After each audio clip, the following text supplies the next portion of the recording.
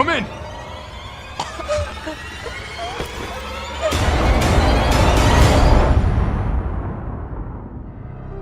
So after watching the new Resident Evil 3 Remake trailer, I couldn't be happier from what they've shown off, with the many cameos of the prominent characters in this game, to the overall setting being in full display, and of course we can't forget to mention the gameplay aspect and encounters with Nemesis.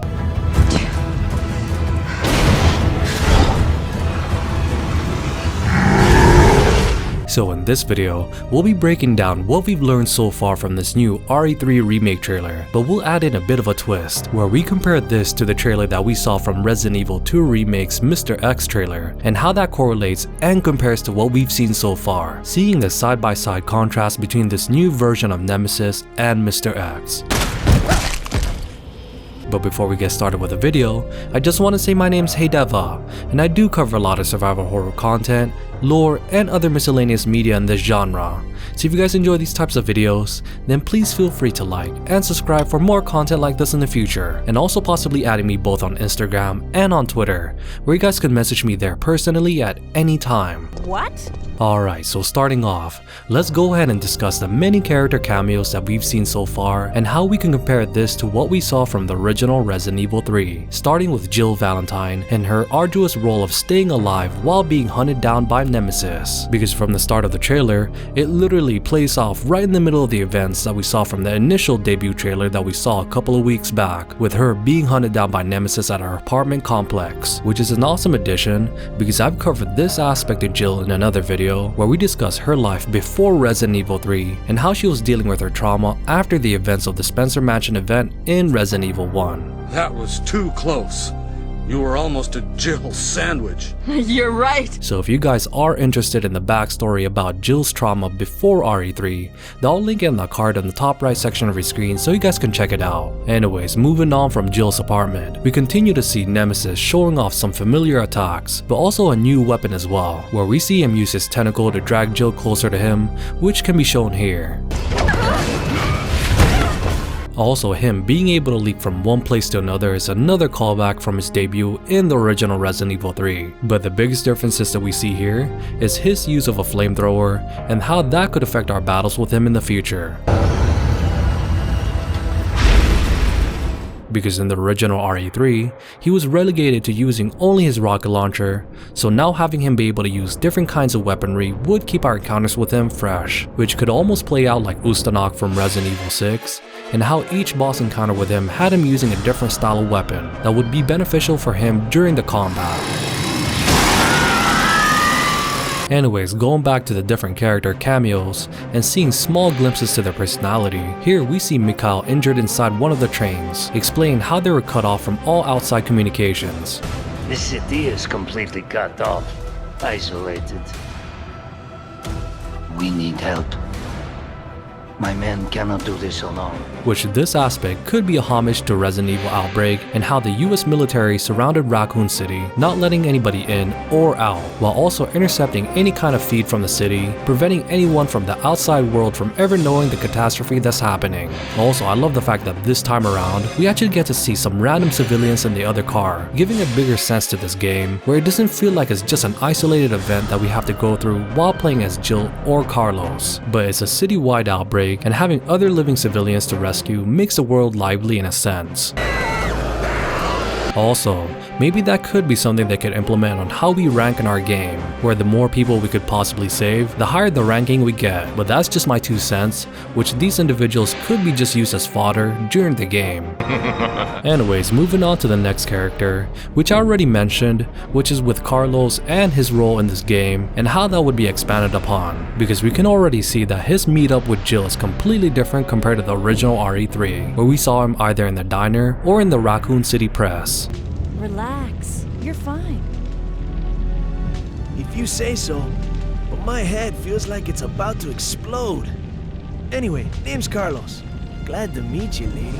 Also, his personality is much more different this time around, with his serious tone really emphasized, and his attention and care for Jill is also great to see as well. Jill, what happened? And then we see the other members of the UBCS making their way to the RPD station, which will be a completely different storyline. Anyways, in the end, the true highlight to this trailer was with Nemesis and how he was showcased confronting Jill, with also the rumor going around that Nemesis will have several different stages, with him starting off with his face completely covered, which was shown in the trailer, and the way his face is exposed is by damaging him there. Almost a similar aesthetic change like we did with Mr. X, and how we were able to shoot off his hat.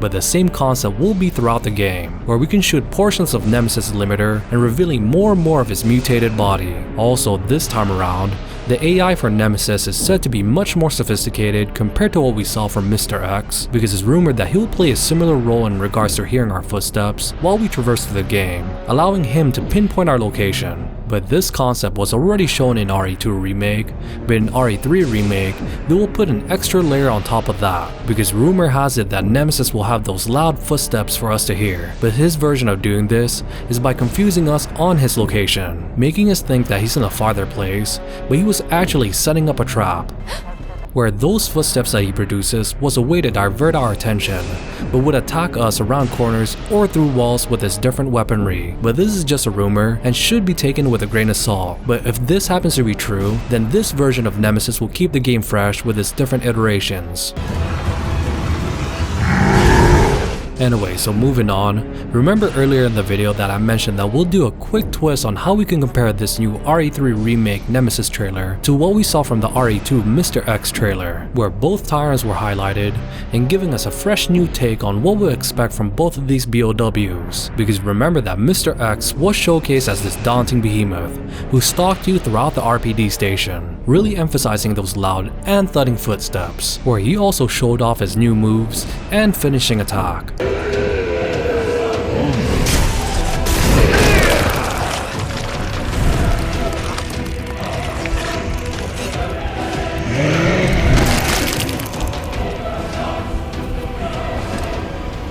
Though Nemesis on the other hand showcased a similar feature of stalking Jill in her apartment, but we haven't seen him sprint yet like we saw from the original RE3. But what we did see is his relentlessness when pursuing our protagonist, with the way he breaks through the ceilings,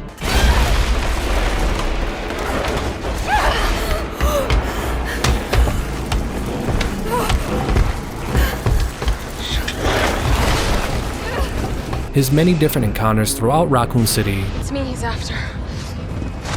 I'll buy you some time. Hey, wait! Wait, Jill!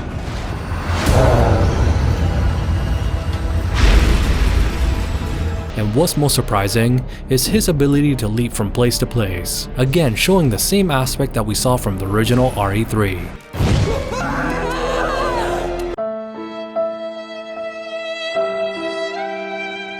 Also, like I mentioned earlier in the video, that he uses different kinds of weaponry and combines this arsenal with his use of his tentacles. It just truly shows that the devs took the time to build from what they had from Mr. X and ramped it up to a whole new level. Also, what I found outstanding is the fact that he's able to withstand being hit by a car head on and appears to fall from a high distance, but even then, he was still seen moving, which makes me speculate if they'll do the exact same concept like we saw from Mr. X, and how he'll just kneel down for a bit after receiving enough damage. Or will we see Nemesis become unconscious for a short while where we're able to pick up some weapon parts from him? Because all in all, both Mr. X and the Nemesis trailer really gave us a great first look as to what we'll expect from both of these monsters. And if we've learned anything from RE2 Remake and how Mr. X was handled in that game, then we know for sure that Nemesis in this new version of RE3 will definitely be on a completely different level from what we've seen in the past. Anyways, what do you guys think about this new Resident Evil 3 Remake trailer? And what do you guys expect from this game overall? Also, on a quick note, I did notice a hunter going up against Carlos, but I'll be covering that particular BOW and the other possible monsters in a separate video, where we'll discuss each of their backgrounds and what their purpose was to the Umbrella Corporation and what impact they had during the Raccoon City outbreak. So if you guys would be interested in that topic, then please let me know as well on the comment section down below. Anyways, thank you guys so much, and as always, you guys have a great rest of your day, and this is Hey Deva, and I'll see you guys on the next video.